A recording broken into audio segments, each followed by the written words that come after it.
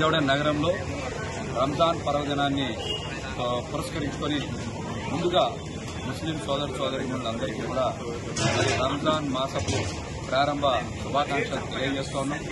మరి ఈ పండుగ వచ్చిందంటేనే పశ్చిమ నియోజకవర్గం పంజాబ్ సెంటర్లో ఒక పండుగ వాతావరణం నెలకొంటుంది.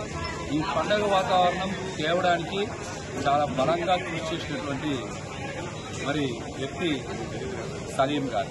ఇక్కడ సలీం గారు సలీం స్టాల్ని ఏర్పాటు చేసి హైదరాబాదీ వంటకాలని మరి పాత భక్తితో పాటు విజయవాడ నగర ప్రజలకి రుచి చూపించినటువంటి వ్యక్తి మన సలీం గారు. ప్రతి ఏడాది కూడా క్రమం తప్పకుండా ఎంతో క్రమశిక్షణతో నిబద్ధతతో మరి కార్యక్రమాన్ని నిర్వహిస్తా ఉన్నారు.